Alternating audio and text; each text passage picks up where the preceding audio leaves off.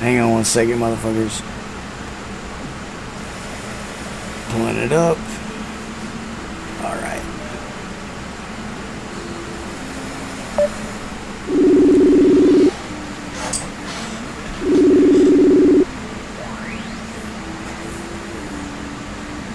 Hello. Cody. Hey man, how's it going, Zach? My brother, how you doing, man? Doing good, man. Long time no talk. Hell yeah, dude. Hell yeah, man. So, we just got done blasting Starved of Light, Dayglow Morning, and of course we talked to Septarian, man, before that. Fucking, you got all kind of fucking good shit coming out, man, from Dark Sales Entertainment, dude. Yeah, we're trying our best, man. Trying our best. Trying to keep a little variety to it as well. Hell yeah. Fuck yeah, man. So I know you're a busy dude, man. Can you tell us what's been going on in the world of Dark Sales Entertainment, man? Yeah, so we've of course we're getting ready for the Tennessee Metal Devastation Festival, of course, as you know. Hell yeah. So we got that on our radar. We've got quite a few releases coming out. So Starved of Light just put out their EP. Then we've got some new music coming from First One Dies. We've got some new music coming from Septarian, as I'm sure you just heard. Mm-hmm. We got new music coming from Leaf Blower. They have an EP coming out. They're new to the label. So very good record. I think everyone's going to really enjoy this record. It's top notch, and the recording is excellent.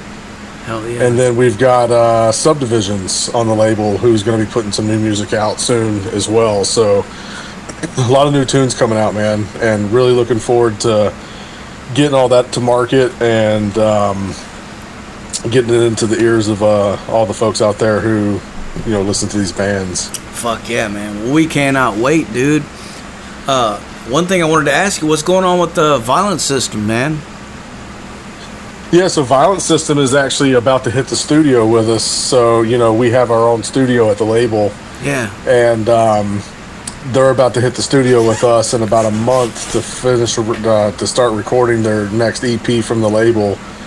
So they've already got it written and ready to go. It's just a matter of getting in there and recording it and getting it ready for market. They don't play a ton of shows. I mean, they play very selective shows. So, you know, they try to not play too much and not oversaturate the market a little bit, you know, in Atlanta.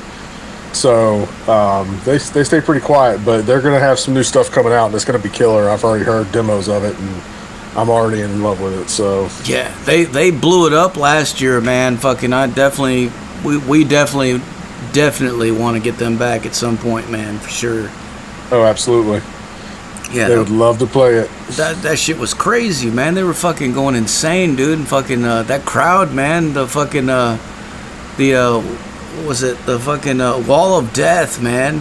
Oh yeah. I couldn't believe they pulled that off, dude. Yeah, man. They did, man. That's awesome. And the people, they loved it, man. Lots of good feedback about that band, dude. That's awesome. Yeah.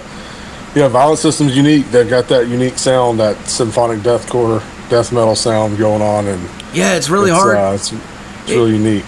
It's really hard to pigeonhole them into like a specific type of thing, man. Because yeah, like you said, they got all kinds of different things going on, man. Mm-hmm. Yeah, absolutely. That's really, you know, that's really cool that you guys have your own studio too, where you're fucking recording these bands and making the shit sound fucking the way that it does, man. Like there's a lot of labels out there, you know, as you know, nowadays, you know, and not all of them are doing that kind of stuff, man. So like, huge kudos to you, man, for doing that and making it happen, man. Oh, I appreciate it, man. We definitely started this label with the intention of helping good bands get music to market that was in, you know, modern day recording standards. And, you know, nowadays things are just so clean and recordings are so crystal clear and clean and crisp and precise, and it makes it really tough to compete, man, if you can't go to a studio and really put down some good stuff and have someone really mix it well. You know, it's a really big difference when you got someone who can do that for you. And especially for the bands on our label, we we put a lot of time and effort into making sure their stuff sounds just as best as we can. And Kellen, my partner, he does a great job with the mixing and recording and tracking for all the bands. He just tracked the new Septarian music that's going to be coming out. We didn't mix that, but we did track it. So all that music was tracked by us at our studio, and then they had somebody else mix it. Yeah, they were mentioning somebody from Gojira was involved in that, which is fucking, that's like, what the fuck? Yeah. That's cool. Yeah. Yep. Yeah, I was telling him, man, I was like, dude, next for sure, man, whenever they're ready for that release, we got to put that shit in the press release, man, and make sure people know about it, cuz like that's cool, Yeah. Oh yeah, we've got a whole press release schedule we got to get with you on, so yeah, we'll have to get together on that, cuz we've got a big launch plan already in place for the next 3 songs from them leading up to the fest. So I know they're stoked about playing the fest this year, so we're really looking forward to coming back up there to Tennessee, man. Hell yeah, dude. Well, for the gearheads out there, man, like what kind of stuff are you guys using in the studio to get these sounds and do this shit, man? Yeah, so we use for drums primarily, we have an SSL Origin board, and we use that for primarily all the drums. And then when it comes to guitars and bass, we always track a DI signal, but we also mic amps and do the real stuff, man. We don't use Kempers and profile packages and all that stuff. We have that stuff if we need it, but there's just something about a tube amp running through a head, running through a cabinet with some mics on it. It just moving air. Yeah, moving air, man. It's just, there's something to be said about that, and capturing it well is another thing. But we've got tons of heads. We've got tons of cabinets. We've got, you wouldn't believe it, dude. We've got probably 30, 40 guitar heads. We probably got, I've got at least 20 cabinets. So we've got quite a bit of equipment to choose from. It's a guitar here, guitar players' dreams come true when they walk in our studio and they see all the amps we have. We have a lot of boutique amps and a lot of high-end amps. So man, that makes me, I'm already drooling over here, man. That makes me want to come down there and fucking see that shit, dude. Yeah, man, come down anytime you want. We're in Norcross, Georgia, so right outside of Atlanta. Yeah, man, we're not even that far, man. Definitely, man. So like for people out there that maybe don't know, like how did you get into this whole thing, man? Yeah, so my friend Kellen and I, he's the guy who runs the studio and does all that stuff while I kind of run the label. We played in bands together in the early 2000s, mid 2000s, back in our, when we were in our 20s. And, we played a lot of metalcore and hardcore music back in those days and played in multiple bands together. And we just remember how hard it was back then. And a lot's changed since then, right? Technology has come so far since then. But, we just remember how hard it was to get music to market and to really find somebody who cares about your music and wants to help you and wants to help you get your merch right and wants to help you get your band on the road and get you on, different venues and different markets. And we just remember how hard it was. And so whenever we kind of got to a point where we said, we're kind of done with bands, we don't really want to play in bands anymore. We just want to help other bands. And so that's where we kind of got the idea of the label, was to really help other bands and help bands that needed that help or needed some guidance or whatever the case may be, right? Some of them don't need any of it. They just are happy to work with us. So, we try to help these bands get off the ground and really get into other markets and stuff like that. So, we have a tour coming up this summer. It's the Dark Cells Summer Showcase Tour, where we're playing a different market every weekend for like 10 or 11 weekends. And it's a different lineup from the Dark Cells Entertainment pool playing each of the weekends. So we've got quite a bit going on this summer with regards to, getting people into different markets. Fuck yeah. Hell yeah, man. Man, you talk about how hard it was when you were saying that, and I was thinking to myself, like, it's still fucking hard, man. Oh, yeah, it is. It's not easy, man, especially when you're working with underground bands, man.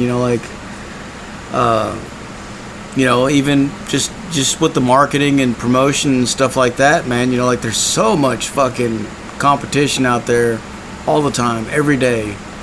Because all around the world, man, there's just fucking thousands of bands coming out of the woodwork every day with new shit. Yeah. And that's because it's gotten so much easier, though, right? Because, like I was saying, like back in the day, you couldn't spend a couple $1,000s in recording your bedroom and make it sound half decent like you can today. You know what I mean? It's just like the availability of the equipment and engineering and the in-the-box, plugins and all that stuff. I mean, you didn't have a lot of that stuff back in the early 2000s.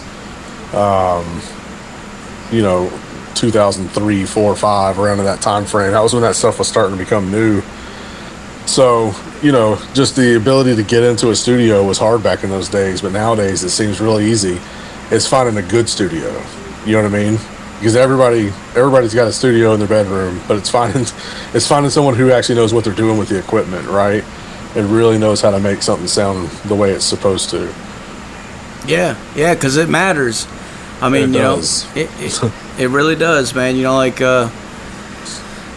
I talk to so many people all the time, and that's one of the things, it's like everything fucking matters about it, man. Like, because when you're trying to get your foot in the door, you have to imagine that the door that you're trying to get into, everybody else is trying to get into it, so you have to have every single thing right there and ready to just, and have it all fucking on 10, to get a best shot at it, and yeah, it's crazy, man. And I'm sure you hear a lot of bands, man. I know you hear a lot of music, and you can tell me I'm wrong, but the recording matters, right? And the quality of the recording matters, because you can totally tell a good band recorded poorly versus a bad band recorded well, right? I mean, it's really easy to see.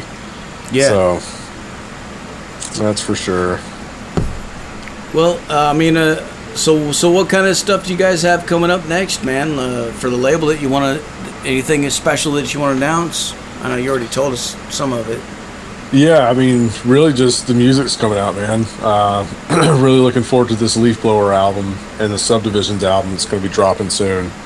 So definitely check out our Bandcamp and keep an eye out there for those two albums to drop. The Leaf Blower album should be dropping around the beginning of August, and Subdivisions is going to be dropping right around mid-September. So really looking forward to those two. Hell yeah, dude. Septarian was asking me, like, what to expect in Jackson, man, because they've never been here before. Yeah. What can you, looking back on the festival from last year, man, what was your takeaway from it, man? I think this is going to be the last year you're going to be doing it in that place in Jackson, because I think you're going to outgrow it. So I think that, I think it's good, man. That's a good thing, right? I think that we're going to outgrow that space and have to go somewhere bigger next year. But it's definitely a nice spot. I like the donut dude who had the really good donuts over there at the little farmer's market. Yeah. That was awesome. And then the taco great truck location right there downtown. Yeah, it really is a cool space, man. I love it, man. But yeah, I definitely hear you, man. Like, even the venue owners or the people that work there, they were telling us, they were like, you guys are probably about to outgrow this thing because we can't fit much more people in here, man. So I don't know what we're gonna do next time, man. Probably I don't know. We're looking at some other avenues possibly, because we have been talking about it.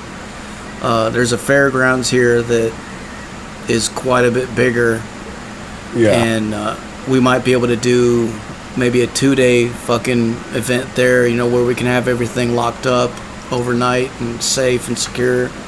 Yeah. Because that's one of the issues at this venue, you know, like if we were to do a 2-night thing, it'd be really hard to keep everything secure and locked up and keep people out of it, you know. Yeah, that's true. So yeah, there's definitely there's a lot of talk about that, man. We're looking into different stuff, man. But I'm just happy. Like, I can't believe that many people around here were even into it. I didn't even know. Like when we did the first year, I had no idea. I mean, I knew, you know, like a few people were going to show up. I mean, we were selling tickets, so I knew there was going to be a crowd, but I didn't expect it to be what it was. And then it's just been blowing up. But I guess, you know, a lot of it has to do with just the fact that there's nothing else like that around here. You know, like this is very unique for this area, because we have a few venues here, but they're really, I don't know, man. Like this, they don't fucking book this kind of stuff, man. You know? Yeah, they're not metal venues. No, and you know, I guess probably a lot of promoters are like, you know, fuck that. We don't want to fucking go through the trouble and the hassle, you know, all the red tape and stuff like that. And we're like, fuck that shit.